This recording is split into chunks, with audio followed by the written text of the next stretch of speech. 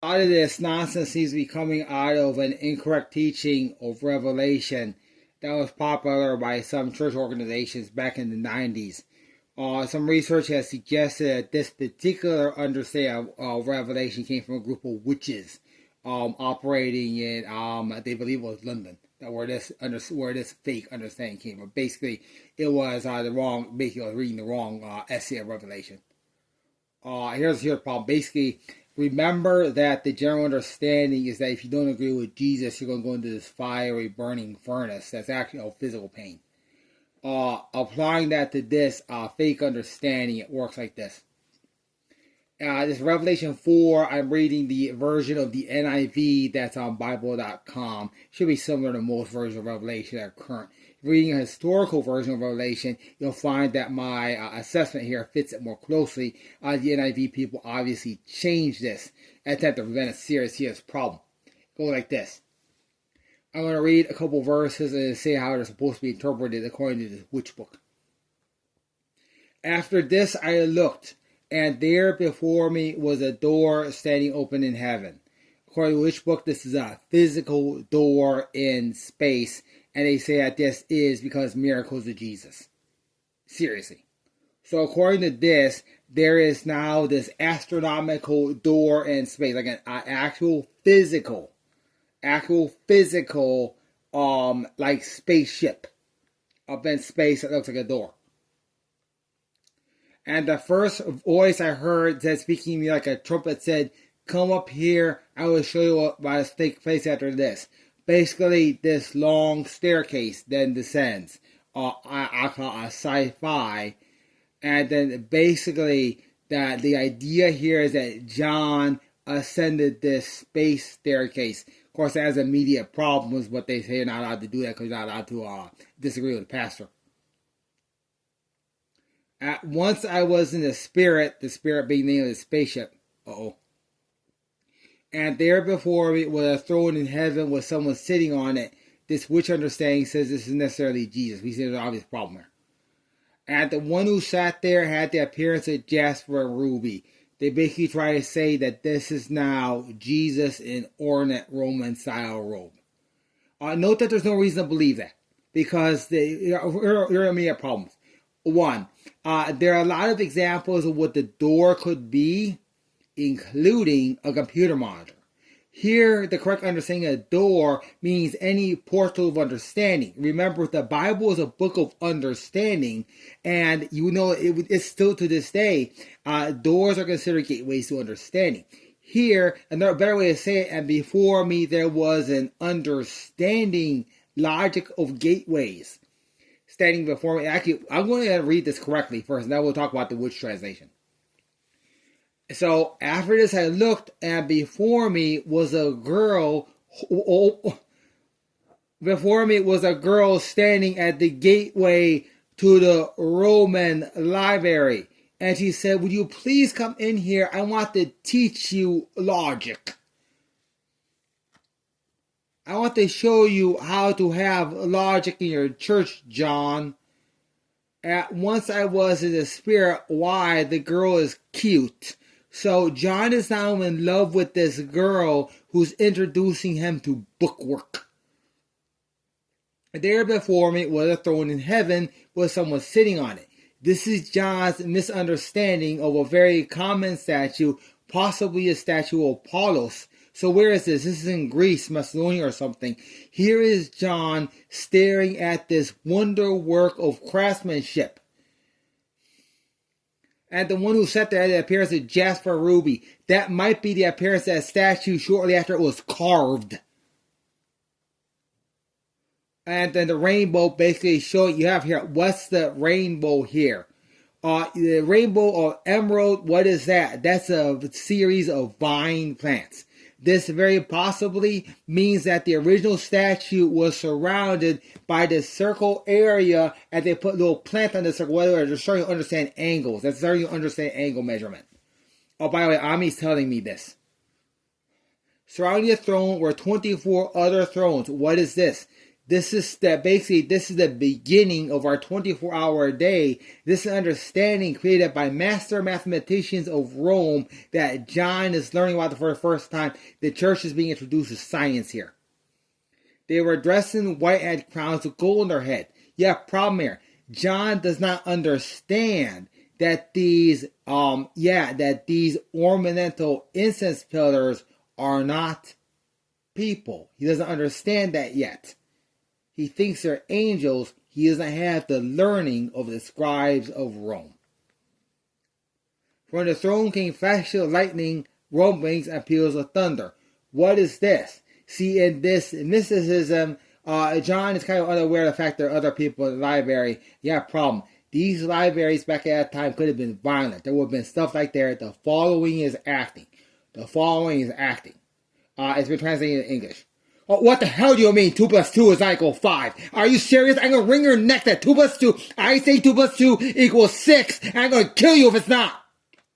It's that type of thing with going on in the Roman libraries, because remember, Rome. There have been lots of that type of fierce, violent argument as these Roman soldiers start to figure out the things of math, while at the same time being Roman soldiers designed to kill. That's the rumblings of fire and thunder. Of course, the thing is, this stuff is harmless, but it's scary because of big Roman soldiers. You have these big, strong men. You got these big, strong experts of war. They are arguing with each other about the sums of numbers. Here's the thing. People know they're safe. Why? These guys are disciplined. They have loud mouths just like I had. But the thing is, they control themselves. Just like I did. I control my voice. They did too. What does this create? This creates this big, powerful statement of power. Now you have the Roman soldiers becoming a smart Rome. This is the beginning of a smart Rome because they can stop that sort of speech when they need to. Like I just did. That shows self-control, which is one of the fruits of the spirit. In front of the throne, 7 lamps were blazing. Well, of course, these ideas are just regular. Here, problem here. It's unlikely it was 7 because all these 7s here may have been put in earlier translations to help with understanding. 7 being the number of God. It's saying that this library is of God.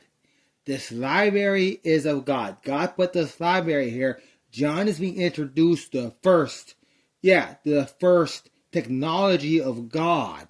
This is basically, this stuff, but the ancient Roman version. Yeah, this is a Wikipedia of Rome, is what John's being introduced here. Also, in front of the throne was what looked like a sea of glass. He's being introduced to a fountain. Now, obviously, this might be an indoor fountain reflecting the Roman accomplishment of plumbum. I would have to stop there because now it's obvious what this book may be about. This is John exploring a museum of science. However, according to these witch people, not understanding that, they interpret it this way. Remember I said basically they said this type of space thing comes here. So now they have this. So basically you have this space agent showing up. And as John is talking to this big spaceman, of course he's scared to death. And it's surrounding the throne were 24 other thrones. You see that basically it's like a Klingon ship. They're like Klingons. They're a ship full of Klingons. Seriously, that's the witch understanding of this. So according to witch understanding, this Klingon warship arrives. 7 lamps were blazing. Where of course the big disruptor is ready to destroy stuff. And then of course they're trying to say, okay, now God says that Klingon showed up. Of course, you have a problem here. That's obvious fantasy. That's the whole point of this witch work. Yeah, this was obviously something entertainment put for the witches. Apparently, there was some crazy pastors in the 90s who didn't understand it. You have a problem here that this flying eagle stuff in verse 7 and verse 8 is then some big holy beasts. Basically, the tale after this is how Jesus, for some reason, decides to judge the world. He does it with fire, pain, and death, as basically the sci-fi story written by these bunch of witch girls. Yeah, basically it paints this fantasy scenario of basically monsters coming and just destroying everything in a very classic style of, Asian hentai. is what this is. Because of course the original, because yeah, and at the end of the original, everybody gets sucked up in the monsters because eaten by tentacle things. But I guess the church in the 90s couldn't understand that. So basically, they have a problem with the teaching, with saying that if you don't believe that this Space Force is going to come and judge everybody like a bunch of Klingons, they're going to go to hell as described before. Very possibly, we have a problem with this individual pastor not able to deal with the idea that is wrong. That's incorrect. And now there's another thing. There was an offspring movement trying to say that it's holy to actually make this happen. Make it holy to try to beg the Klingons. Of course, the only way you can do that is by hiring guns. There you have people. Yeah, that's talking to the wrong people big time. That's talking to the wrong people big time. So now what's going to happen? Let's assume that let's use this guy's own teaching against him, own understanding against him. Because you have another problem here. Because the thing is, this space door is actually going to appear. Except it's not going to be understood too well. What the space door is going to be? Yeah, very likely it's going to be a hole in the top of the church. Why? Because eventually they have to open up the part. Yeah, they said the ceiling. Oh, yeah, they have to open up the ceiling above the sanctuary eventually, because they do this regularly. Yeah, to maintain the lights. So let's use a scrap for that. So basically, now you have this pastor walking into this sanctuary randomly. He sees this hole in the ceiling. Guess what? That it has to be a type of space door. And like, now I need you to prove to me that there's no spaceship on top of your church. Because let me prove to you using an image of your church exactly why a spaceship is probably going to land there. Because you remember, you're praying for Jesus to come. So let me explain something to you, Pastor Ed. Going over the Community Bible's own website. Yeah, problem here. Like, why would this be here? Like, yeah, let's wait for it to basically, let's ask me to please pause, because we have a problem here, because they desperately changed it to try to avoid a problem. So, basically, they want me to grab the screen here, because it looks like they desperately changed something. Basically, I don't want anybody analyzing this to use video stuff.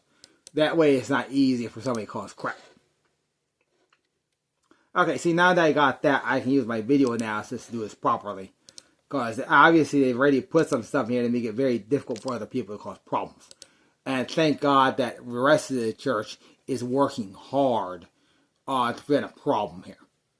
Because obviously what I'm about to say is nonsense. However, that might not be understanding the pastor who seems to be too concerned with other things. So we might have a problem in that, we might have a problem here in that you have to ask this question. Let me cue this up. Which takes a second, because I don't know if you watch your video, people, or if there even is any video production at that church. Anyway, I found it here. I have a problem here. Now, why would this be on your church website? Yeah, why is this on the church website? Well, I can tell you why it's on the church website. It's so Jesus can land his spaceship right there. You see how that's flat? Oh, by the way, I don't know where you think your sanctuary is, but it's kind of in here. See how that's flat? Yeah, that allows the Jesus ship to land. I'm going to tell you exactly where your hold up here. Yeah, it'll probably appear there somewhere. So he's going to land somewhere here because he's Jesus and really smarter than you. He can land in the right place. And then basically, now you have your obedient church members who, while they're working on lights, will also let Jesus in, because that's the right thing to do. So I just there demonstrate that if some type of hole appears in your sanctuary, you know Jesus is going to come through there. And then now following the book of Revelation, what's going to happen next?